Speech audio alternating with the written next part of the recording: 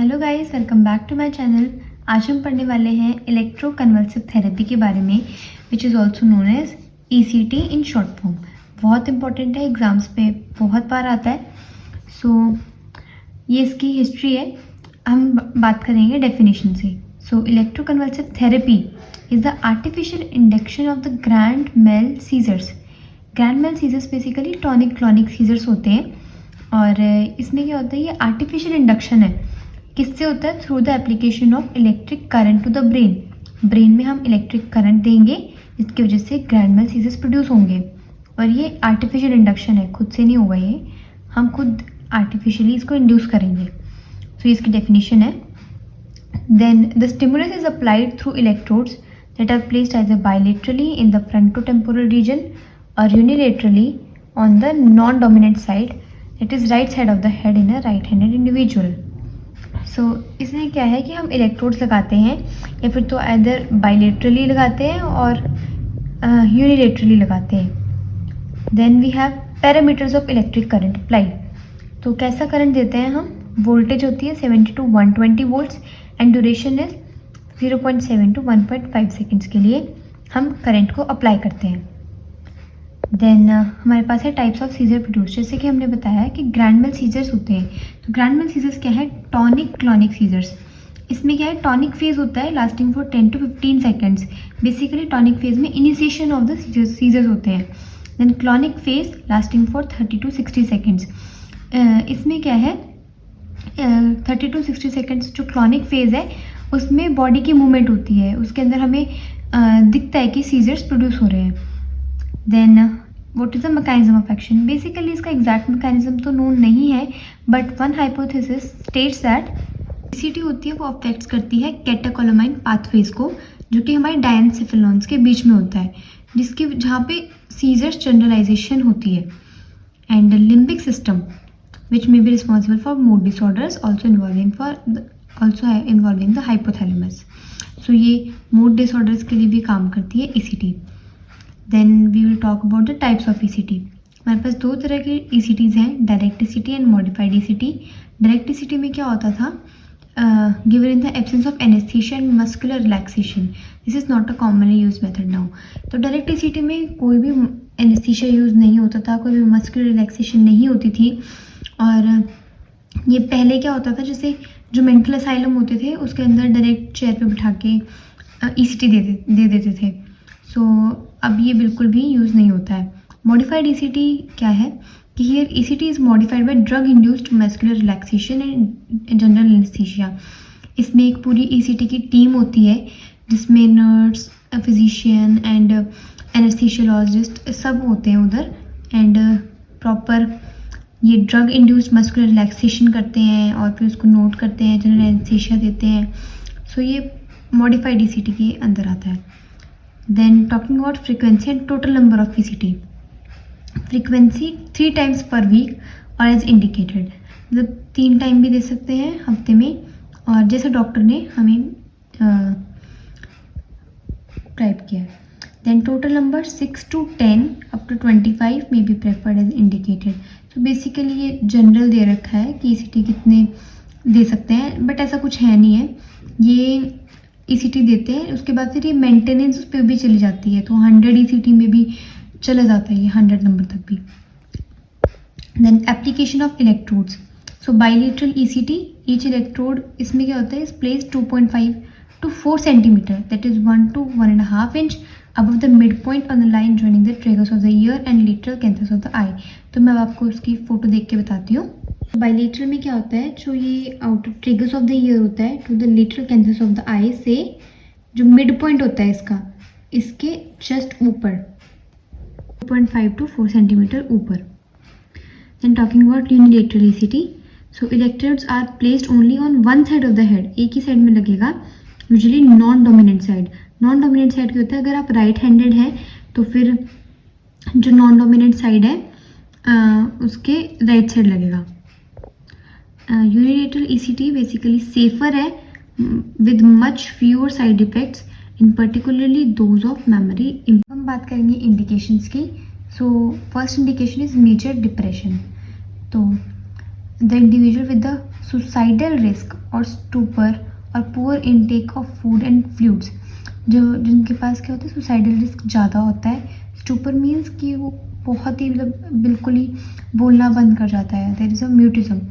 So poor intake of food and fluids, खाना नहीं खा रहे हैं, पानी नहीं पी रहे हैं. मिलेनकोलिया बेसिकली एक मूड डिसऑर्डर है, डिप्रेस जो भी सैडनेस को दिखाता है वो, with psychotic features. And psychotic features भी उसमें दिखते हैं, हमें डिल्यूजन्स वगैरह हेलुसिनेशन वो सब भी इसमें देखा जा सकता है. अनसेटिस्फैक्ट्री रिस्पॉन्स टू ड्रग्स और where the drugs are contraindicated और हैव सीरियस साइड इफेक्ट्स. और ये उसमें भी ECT हम देते हैं जहाँ पे ड्रग्स काम नहीं करती है. Then severe catatonia functional. Catatonia होता है कैटाटोनिया में 10 सिम्टम्स होते हैं, वो मैं फर्दर आपको एक्सप्लेन करूँगी नेक्स्ट वीडियो में. With stupor, poor intake of food and fluids, satisfactory response to drug therapy or when the drugs are contraindicated or have serious side effects. Same. Then severe psychosis, जैसे schizophrenia है और mania है, जिनके पास क्या है the people with the risk of suicide और homicide और danger of physical assault, और दे हैव डिप्रेसिव फीचर्स और अनसेटिस्फैक्टरी रिस्पॉन्स टू ड्रग थेरेपी. वही ड्रग्स की जिनके ऊपर ड्रग्स काम नहीं कर रही है या फिर कॉन्ट्राइंडिकेटेड है.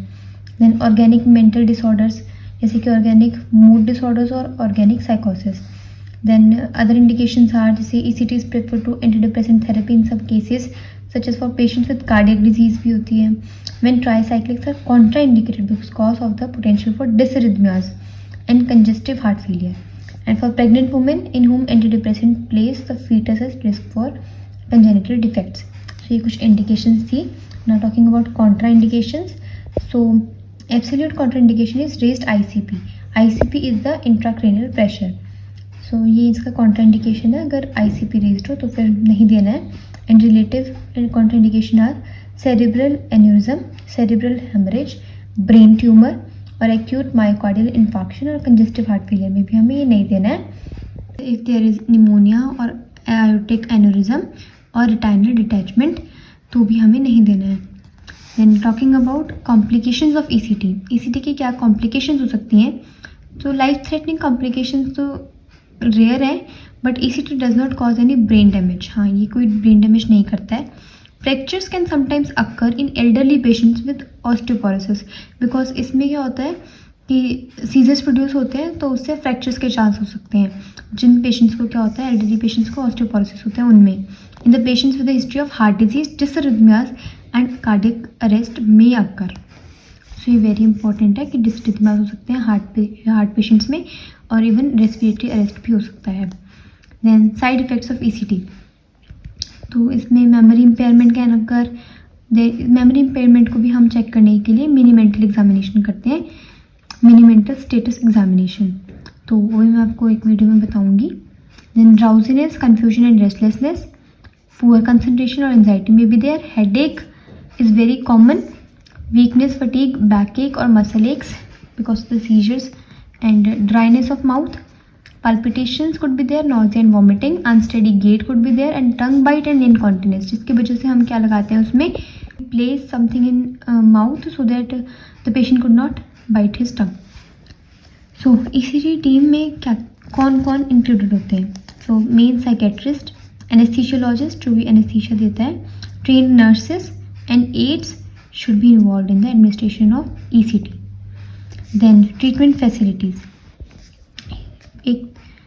There should be a suite of 3 rooms. Basically, first is a pleasant, comfortable waiting room should be there. Pre-ECT room जिसे बोलते हैं. And ECT room में इसमें कैनुला वगैरह भी लगाया जाता है so that anesthesiologist can induce the medicines. Then ECT room होता है which should be equipped with ECT machine and accessories and anesthetic appliance, suction apparatus, face masks, oxygen cylinders with adjustable flow valves, then curved tongue depressors and mouth gags, resuscitation apparatus and emergency drugs. There should be immediate access to a defibrillator.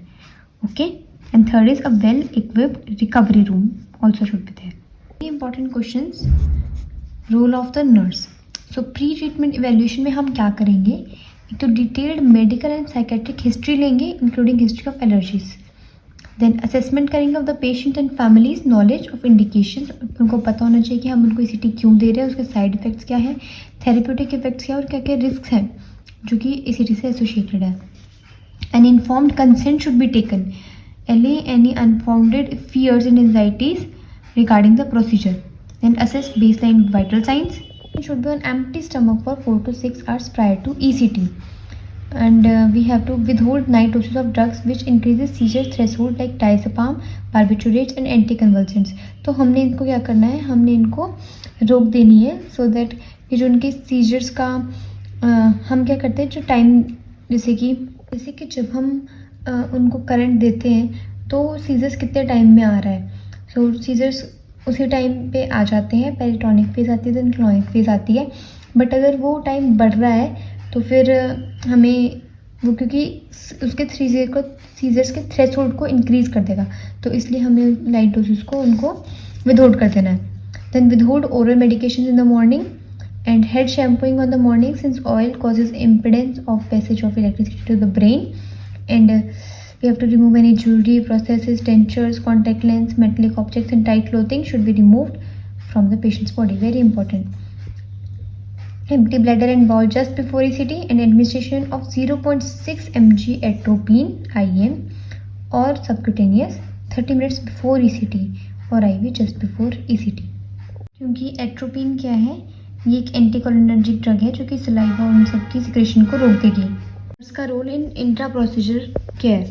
So place the patient comfortably on ECT table in supine position and stay with the patient to allay anxiety and fear. Assist in administrating the anaesthetic agent thiopental sodium. Anaesthetic agent होता है thiopental sodium, देते हैं उनको 3 to 5 mg per kg body weight. इन muscle relaxant देते हैं 1 mg per kg body weight of succinylcholine. तो दो हमने ड्रग पढ़ी, thiopental sodium for anaesthetic agent and succinylcholine for muscle relaxant. तो ये हमने इसमें असिस्ट करवाना है. Then since the muscle relaxant paralyses all the muscles including respiratory muscles, patent airway should be ensured and ventilatory support should be started. Then mouth gag should be inserted to prevent possible tongue bite. Place of electrode placement should be clean with normal saline or 25% bicarbonate solution or a conducting gel applied so that जो भी उसका electric current है वो अच्छे से conduct हो जाए. Then monitor voltage, intensity and duration of the electrical stimulus given. Then monitor seizure activity using cuff method. cuff method में क्या होता है, हम BP कफ को इन्फ्लेट कर देते हैं और उसकी वजह से हमें कफ जो भी सीजर्स दिखेंगे वो उसी आर्म में दिखेंगे. And 100% oxygen should be provided. And during seizure, monitor vital signs, ECG, oxygen saturation, EEG, etc. Record the findings and medications given in the patient chart. So हमारा इसमें नर्स का क्या रोल होता है, जब ECT रूम में आते हैं तो पहले उनको एनेस्थेटिक एजेंट दिया जाता है. उसके बाद फिर हमें कफ को जिस हाथ में हमने सीजर्स को नोट करना है तो हमें वहाँ पे BP कफ को इन्फ्लेट कर देना है. और उसके बाद फिर हम देते हैं सक्सिनाइल कोलिन जो कि मसल रिलैक्सेंट है. तो इसमें क्या होगा कि उस हाथ में जहाँ पे हमने नोट करना है सीजर्स को वो रिलैक्स नहीं होंगी मसल्स, उस हाथ की मसल्स रिलैक्स नहीं होंगी, तो हम वहाँ से अच्छे से नोट कर सकते हैं और पूरी बॉडी रिलैक्स होगी जिससे कि इंजरी के चांसेस कम हो जाएंगे.